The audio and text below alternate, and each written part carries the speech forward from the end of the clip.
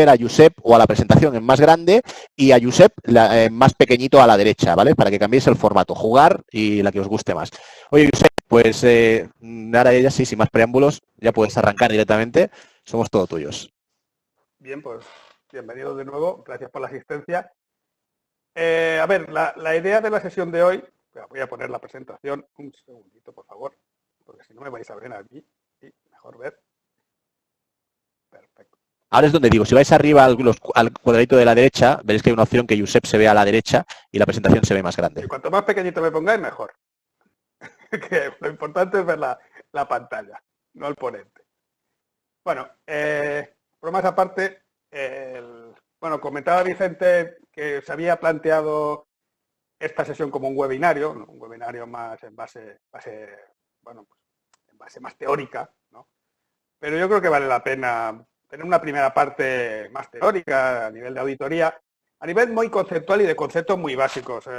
Obviamente el término auditoría energética es un término muy amplio y en la media hora, aunque yo siempre me alargo más, pero bueno, en la media hora formal que puedo dedicarle, obviamente, como mucho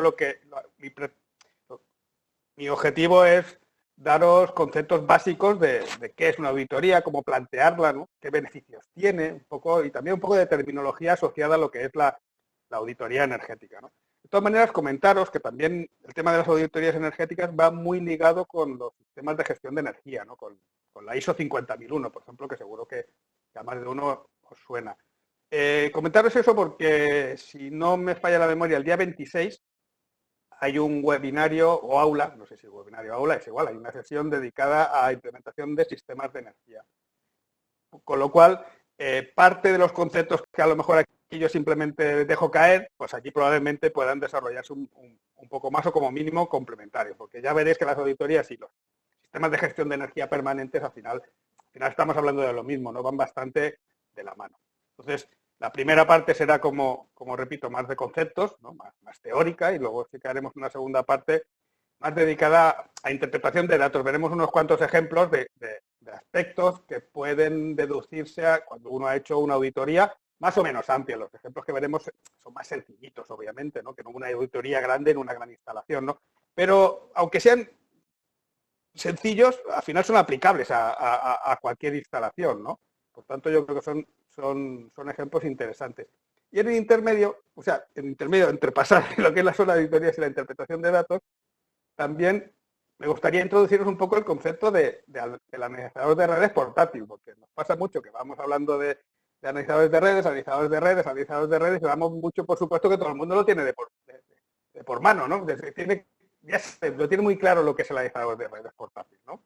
Es una herramienta básica para efectuar auditorías, ¿no? Entonces creo conveniente pues presentaros Mayevos, que en este caso es el equipo de Circutor, muy rápido, pero por lo menos aspectos prácticos y también pues algún truco que después de muchos años haciendo mediciones, pues también me gustaría compartir con vosotros, porque alguna vez que he ido a hacer alguna medición, pues sé que la gente cuando explica según qué cosas, pues lo agradece, ¿no? Pues qué más si estamos aquí, si tengo una audiencia amplia y puedo intentaros aprender algo nuevo, ¿no? Que de eso, al final de eso se trata estas charlas, ¿no? Si no, no tenían absolutamente ningún sentido, ¿no? Bien, sin más, pasamos como os comento, a la parte más teórica. Recordar lo que ha dicho Vicente, que las preguntas en el chat, por favor, siempre a todos los panelistas. Y luego, pues, las que no podamos responder, como siempre, pues enviar al correo de Circutor y lo intentamos responder. Como un segundo, que esto ahora... Listo. Pues empezaremos por la parte teórica de lo que son las auditorías energéticas. Me vais a permitir que haga algo que va contra la buena praxis de cualquier presentación, que es leer. No hay que leer, ¿no? Pero a mí me gusta, como mínimo, empezar leyendo lo que desde el punto de vista de las directivas, en este caso una directiva europea, pero podría ser internacional, ¿no? ¿Qué se define como auditoría? Porque yo creo que es una definición que luego nos va a ayudar a entender exactamente qué es lo que dentro de una auditoría energética engloba, ¿no? ¿Qué aspectos engloba, ¿no? Entonces, si me permitís, vamos a leer la definición de auditoría energética, que dice algo así como que una auditoría es el procedimiento sistemático para obtener conocimientos adecuados del perfil de consumo de energía existente de un edificio o grupo de edificios, de una instalación industrial o de un servicio privado o público. Determinar y cuantificar las posibilidades de ahorro de energía rentables y elaborar un informe al respecto. ¿Qué nos está diciendo esta definición? Nos está diciendo básicamente los 4 bloques que tenemos que tener en cuenta siempre en una auditoría. Es un procedimiento sistemático, por tanto quiere decir que necesita una preparación, ¿no? Si me permitís, pasaremos aquí, ¿no? Esta es la normativa española, europea, que un poco define los 4 bloques. No vamos a entrar en todos, luego hablaremos un poquito de todos, ¿no? Pero básicamente los 4 bloques son el primer bloque preparatorio, ¿no? El primer bloque analítico, ¿no? O sea, definir el ámbito de la auditoría, el alcance y luego también los análisis, por ejemplo, de los suministros energéticos, ¿no? De las fuentes de energía primaria que yo estoy utilizando, ¿no? De los procesos productivos, de tecnologías horizontales. Esto de las tecnologías horizontales puede sonar muy raro, pero por ejemplo, simplemente se trata de analizar qué posibilidades de tecnología tengo en mi instalación y qué posibilidades tengo de modificarlas. El ejemplo más claro, la iluminación, ¿no? Pues bueno, pues ¿qué tipo de iluminación tengo? Tengo una iluminación incandescente, tengo una iluminación por vapor de sodio, tengo una iluminación tipo LED, ¿no? Que ahora está más de moda. Pues eso es lo que se llaman las tecnologías horizontales, ¿no? El segundo bloque sería como tal la realización de las mediciones, ¿no? El registro de los datos, ¿no? Un tercer bloque sería analizarlos, ¿no? Analizar propuestas de mejora. Al final la auditoría no se trata únicamente de conocer cómo estamos consumiendo, ¿no? El consumo de mi instalación, sino además intentar proponer, si es posible y si es viable económicamente, obviamente, propuestas de mejora para aumentar la eficiencia energética, ¿no? Yo soy muy pesado con lo de eficiencia energética porque siempre lo voy recordando, pero es que vale la pena recordarlo, creo. La eficiencia energética no es más que conseguir lo mismo, conseguir, ¿no?, el mismo objetivo, la misma producción con el mínimo de energía. Pero eso sí, el objetivo tiene que ser el mismo. Por tanto, estas mejoras requieren de un análisis previo, que es lo que es, en este caso, es la auditoría, ¿no? Y todo eso, además, reflejarlo en un informe, ¿no? Esos serían los 4 bloques que englobarían lo que completa una auditoría. Lógicamente, las auditorías pueden ser muy sencillas en cuanto a que si es una instalación pequeña o extremadamente compleja si tenemos una instalación muy grande. Eso es obvio, ¿no? Aquí lo que vamos a dar son pinceladas. Pero al final la metodología que os voy a explicar es aplicable independientemente de cuál sea el tipo de instalación al que yo o al que pretendo realizar, o en la que pretendo realizar una auditoría energética, ¿no? Entonces, en el caso exclusivo de España, esto es exclusivamente en España, que hay una normativa, y se publicó un Real Decreto en el 2016 que obligaba a realizar auditorías energéticas. Básicamente a grandes consumidores, grandes sociedades, que serían holding, ¿no?, grupos empresariales, y grandes empresas, que si veis aquí las grandes empresas se definen como aquellas que tienen no más de 250 empleados, o si no tienen o si tienen menos de 250 empleados, si facturan más de 50 millones, ¿no? Tienen la obligación de realizar una auditoría energética, ¿no?, que debe ser realizada por un agente certificado, ¿no? Esta normativa o esta auditoría energética puede ser sustituida si se tiene implementado un sistema de gestión de la calidad, ¿no? Si se está trabajando o si ya se tiene una certificación ISO 50001, que es lo que os comentaba la sesión del día 26, que complementará esto. Entonces, y también pues saber que se tiene que renovar cada 4 años. Esto, si no recuerdo mal, el Real Decreto indicaba que la fecha límite era noviembre, con lo cual se tienen que estar haciendo ahora renovaciones. Con la situación actual, sinceramente, no sé decir cómo está este tema, ¿no? Pero bueno, es importante como mínimo que lo conozcáis, repito, a nivel, en este caso, de normativa española.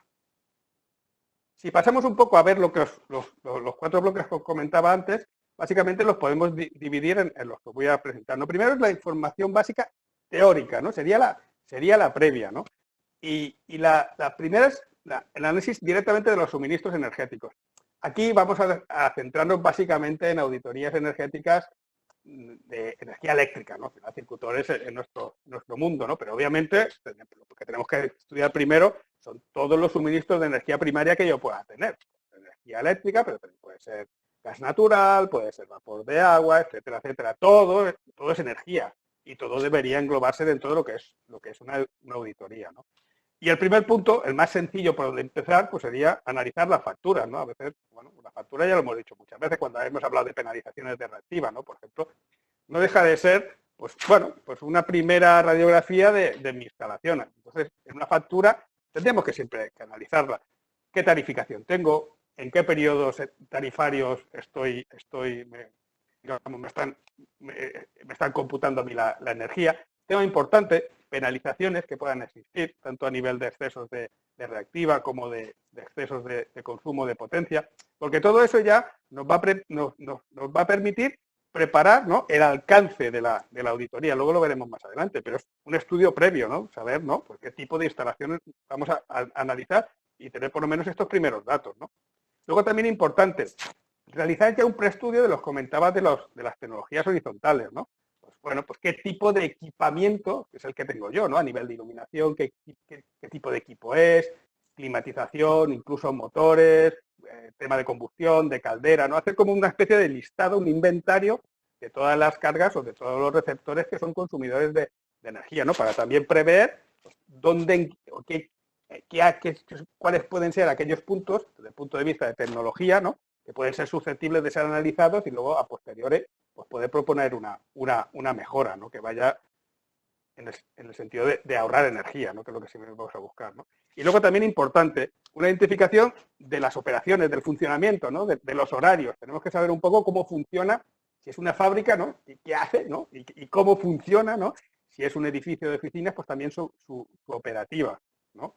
Al final es importante también saberlo, ¿no? Horarios y tal, todos son aspectos que a la hora de efectuar las mediciones, ¿no?, los tenemos que conocer de antemano, ¿no?, para hacer el planteamiento, ¿no?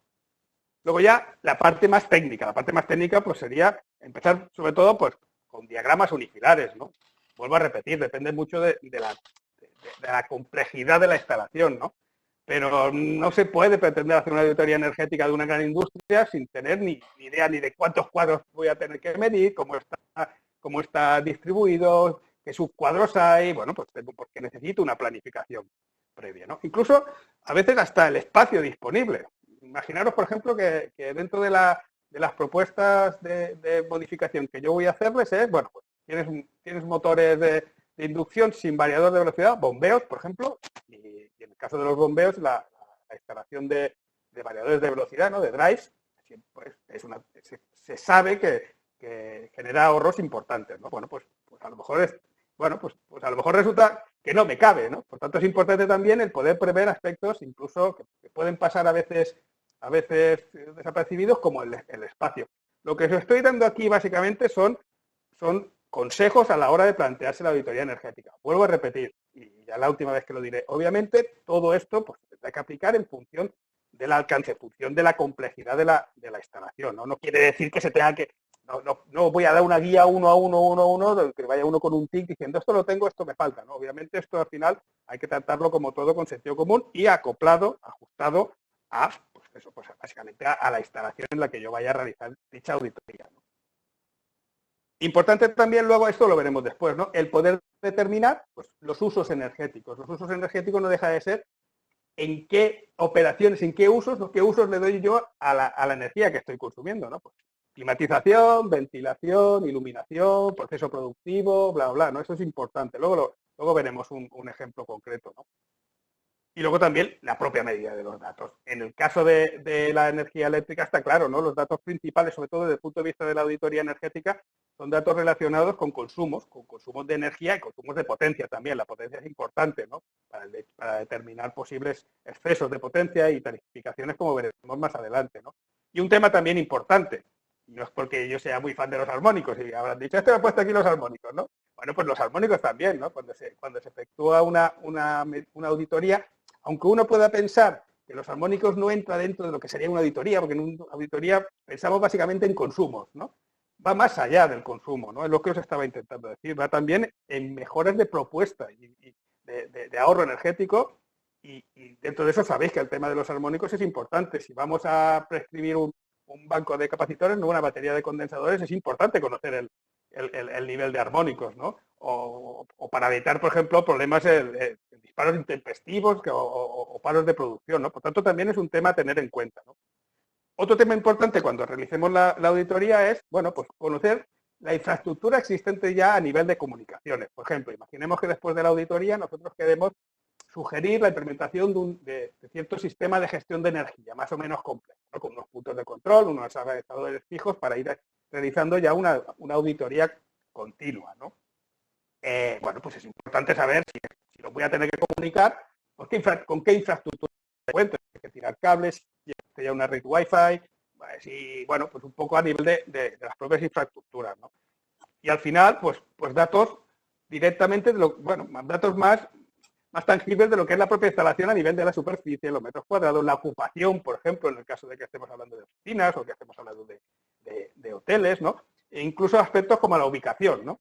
Pues no es lo mismo, pues si estamos realizando una auditoría en un edificio de oficinas en Sevilla, ¿no? Para los que no sepáis, en Sevilla hace mucho calor, que si lo estamos realizando en otra ciudad como Santander, que está en el norte de España, que es más fresco, ¿no? Pues obviamente es un aspecto importante a la hora de determinar también pues el análisis, ¿no? y las conclusiones a las que podamos llegar en la auditoría, ¿no? Entonces, volviendo a lo que comentaba antes, una parte muy importante de la auditoría es lo que veis aquí, que es el balance energético, ¿no? Y también de emisiones, pero sobre todo el balance energético. El balance energético, como podéis ver aquí, primero se trata de estudiar y analizar los consumos de cada fuente de energía primaria, ¿no? Pues electricidad, incluso si tengo un autoconsumo por solar térmica, en este caso solar térmica sería para calentar el agua, pero a lo mejor ahora un autoconsumo fotovoltaico también estaría aquí, ¿no? Gas natural, otras fuentes de energía y el agua. El agua, a veces hay cierta controversia si el agua se tiene que considerar como fuente de energía o no.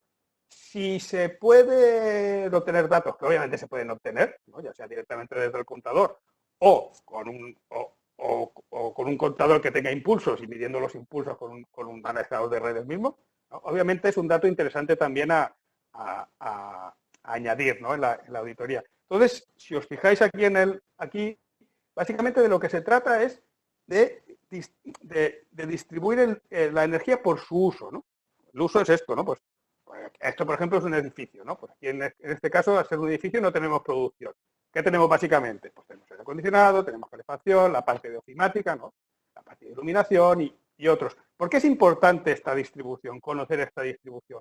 Porque obviamente si lo que nosotros pretendemos con la auditoría, porque además es una de las partes, es proponer mejoras desde el punto de vista de conseguir ahorros energéticos, es importante saber dónde tenemos que atacar, ¿no? A ver, en qué uso de mi instalación estamos gastando más energía, ¿no? Requiere más consumo energético. Aquí, bueno, pues obviamente también será la que tendrá más potencial a la hora de obtener ahorros, ¿no? Y es importante porque a veces nos llevamos sorpresas. A veces se va a una instalación que, sin haberla estudiado nunca, te da la sensación de que el gasto principal puede ser la línea que tenga un motor de no sé qué, no sé cuántos, y luego resulta que bueno, pues resulta que tienes una iluminación, unas naves enormes que tienes allí sin ningún sistema de control y que están continuamente, o de ventilación, y no le das ninguna importancia, resulta que por ahí es por donde se te están marchando, si me permite la expresión, los kilovatios hora, ¿no? Y es allí donde tienes que atacar. Por tanto, el balance energético por uso es importante. Y luego también traspasarlo, porque es sencillo, a las emisiones. Las emisiones cada vez son más importantes, ¿no? A las emisiones de CO2, ¿no?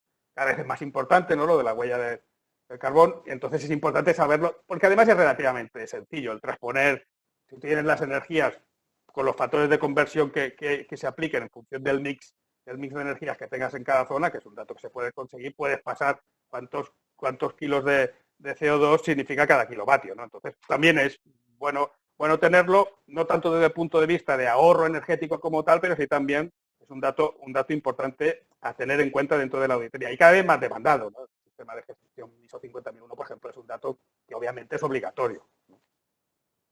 Entonces, bueno, pues las 4 preguntas básicas que los que estabais en la charla que di de perturbaciones y de interpretación de medidas salían los mismos. Al final son las 4, ¿no? El qué, dónde, cómo y cuándo, ¿no? ¿Qué es fijar el alcance de la auditoría, ¿no?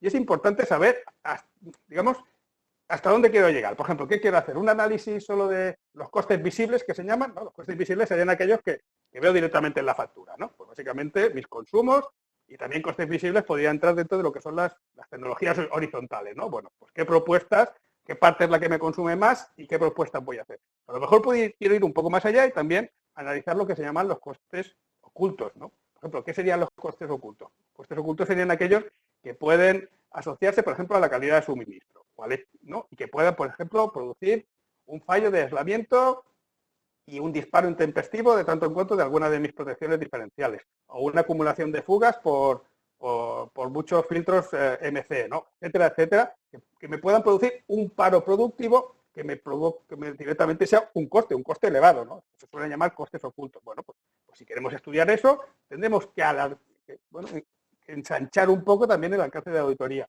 Costes ocultos, por ejemplo, luego vemos un ejemplo, los consumos innecesarios, o sea, todos aquellos consumos no productivos, aquellos consumos que no tendrían que producirse y que muchas veces pues eso, pues son invisibles, son fantasmas, que el compañero Jonathan los llama, ¿no? Los consumos fantasmas, ¿no? Porque están allí, no, nadie los ve, nadie les hace caso y pueden suponer, ¿no? Entonces, importante fijarse el alcance. ¿Por qué? Porque al final, si vosotros vais a ofertar o ofrecer un servicio de auditoría energética a un cliente final, bueno, pues tenéis que saber, bueno, pues hasta dónde va a llevar, ¿no? Para poderle hacer una cotización para saber cuál va a ser también vuestro coste. Es lo mismo que si hacéis instalaciones, ¿no? Si hacéis instalaciones, pues tenéis claro pues, el coste del equipo, pero además de la mano de obra, el cableado que necesitéis, herramientas, desplazamiento, bla, bla, bla, bla, ¿no? Pues un poco aquí lo mismo. Es importante definir el alcance y acordarlo, de hecho la norma lo dice, y acordarlo con el cliente final, ¿no? Incluso por escrito. Bueno, pues esto va a ser tantos puntos de medida, tantos no sé qué de registro.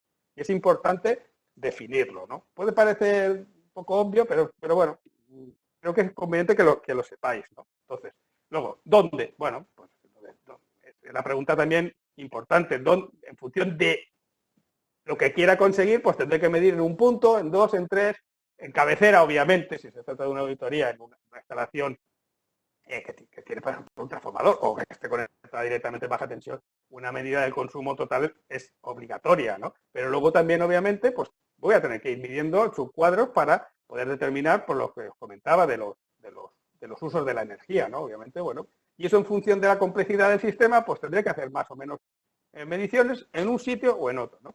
El tipo de analizador. Claramente, en el caso de eléctrico, pues vamos a necesitar un analizador de redes eléctricas portátil, ¿no? Si queremos medir otro tipo de energías, pues necesitaré otro tipo, ¿no? Caudalímetros, sondas de temperatura, dependiendo de la fuente de energía primaria que quiera medir, ¿no?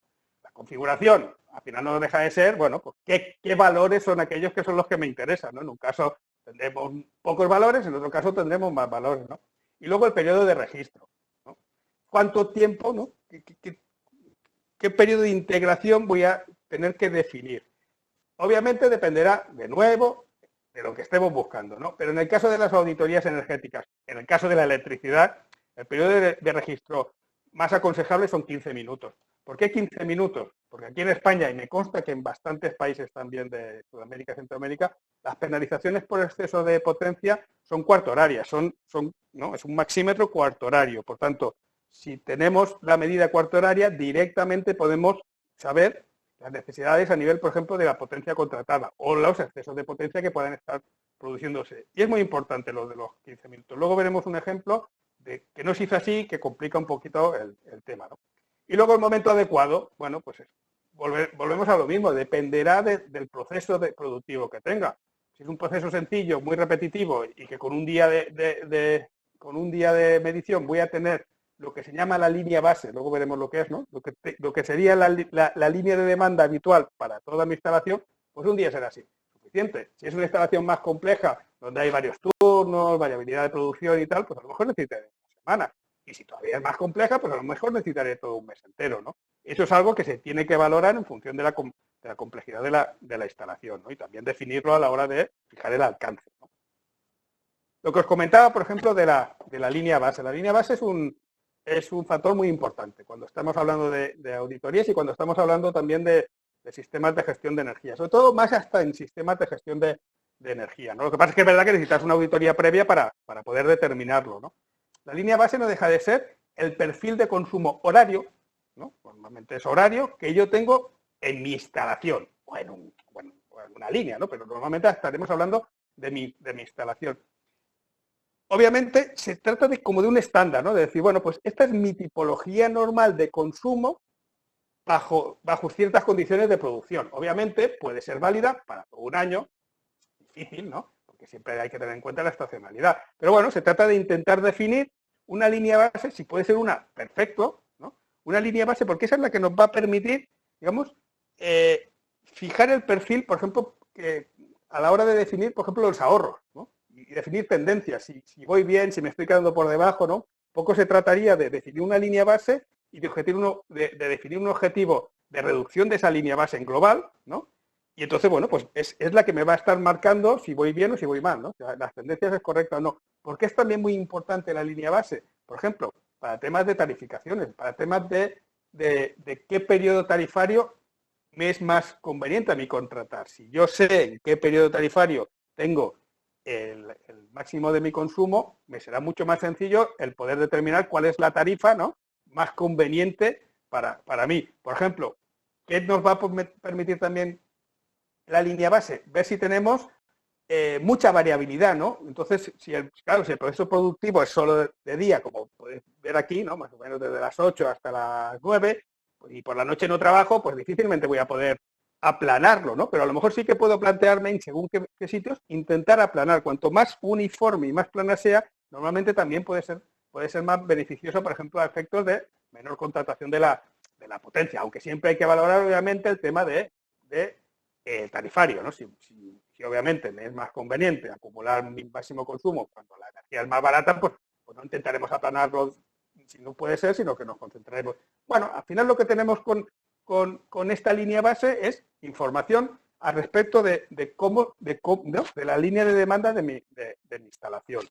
Entonces, importante también esta línea de demanda cuando queremos hacer comparativas. Esto ya excede un poco de lo que sería la auditoría. Esto vuelvo a comentar que sería más a nivel de sistema de gestión de la energía, ¿no? Aquí, ¿qué podemos ver? Por ejemplo, pues aquí tenemos en rojo serían consumos energéticos y en blanco tenéis la variación de la temperatura ambiente.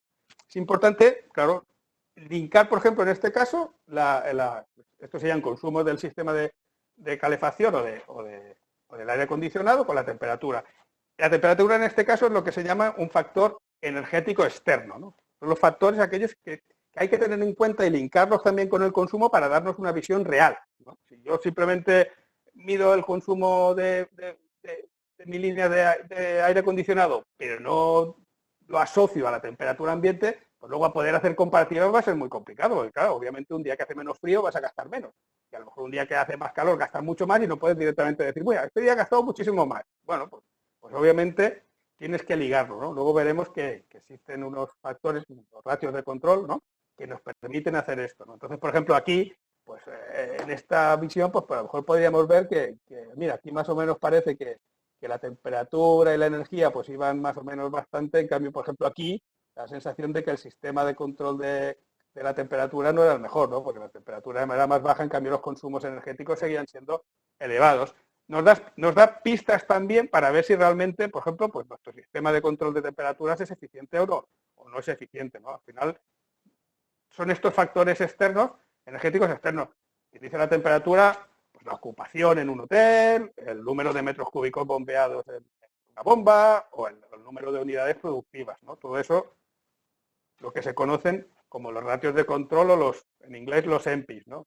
Energy Performance Indicators. También los KPIs, ¿no? Los KPIs de control, ¿no? Al final, cuando se habla de energía, pues en lugar de la K se pone, en lugar de key, ¿no?, pues se pone M de energy, ¿no? Y básicamente es lo que os comentaba, son estos ratios de control que de alguna manera, si los establecemos, nos permiten, bueno, pues hacer comparativas o incluso tener un punto de referencia, ¿no? Pues kilovatio metro cúbico bombeado, pues kilovatio temperatura exterior, kilovatio metro cuadrado, por ejemplo, para hacer comparaciones en oficinas, ocupación, ¿no? Al final, pues son estos, ¿no?, estos ratios. Pues en la industria, por ejemplo, por unidad producida. En una oficina, normalmente metro cuadrado de superficie. En una depuración bombeo, metro cúbico. No siempre es fácil determinar un único ratio de control, ¿no? A veces tenemos que intentar, pues depende de qué zona, depende de qué proceso productivo, pues dentro de la instalación, en función de la complejidad, vuelvo a repetir, pues tendremos que implementar igual varios, ¿no? Pero cuanto menos tengamos que implementar, mejor, porque luego a la hora de hacer estudios es mucho más sencillo y más directo. Y básicamente, como ponemos aquí abajo, es el valor de referencia, ¿no? Si yo me fijo unos objetivos de reducciones energéticos, pues un poco tengo, en función de estos ratios, sé si la tendencia es correcta, si no es correcta, si estoy alcanzando el objetivo, si no lo estoy alcanzando. Todo eso, sobre todo también, cuando se implementa un sistema de gestión energética y obviamente si entramos dentro de una normativa ISO 50000. Pero todo esto, toda esta información previa es la que tenemos que conseguir con una auditoría energética, ¿no? Por eso os comentaba que luego la auditoría energética es siempre el primer paso de establecer un sistema de gestión energética. Luego viene, pero la auditoría es la primera radiografía, ¿no? El primer análisis de cómo estoy, ¿no? Desde el punto de vista de consumo energético, ¿no?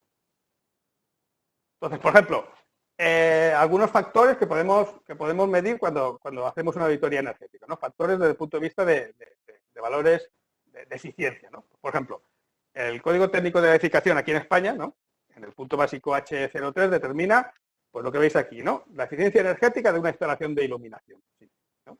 Unos valores en función de tipo de edificio que sea, pues ya veis, auditorio, almacenes, determina unos valores. Bueno, pues cuando yo haga la auditoría, pues dentro de la auditoría tendría, si es un edificio y aplicamos este código, pues tendría que realizar este estudio del sistema de iluminación a nivel de eficiencia energética para comprobar que realmente no estamos excediendo los valores que determina, ¿no? Que aconseja el código técnico. Bueno, pues en este caso, por ejemplo, se llama VEI, ¿no? Pues mira, pues eso sería la potencia que deberíamos medir, ¿no? Uno podría decir, bueno, pues si yo sé que en mi línea de iluminación tengo tantas luminarias de tantos vatios, multiplico y ya está. Bueno, ya está, no. Al final hay estacionalidad, hay variaciones y obviamente una cosa es la placa y otra cosa es el consumo real, ¿no? Por tanto, obviamente, la recomendación es efectuar mediciones reales para obtener valores reales, ¿no? Pues eso, bueno, pues tenemos la potencia, multiplicamos por 100, dividimos por la superficie y por la iluminancia mantenida, que sería como una iluminancia promedio, ¿no? Pues en función de eso determinamos si nuestro sistema es eficiente o no es eficiente.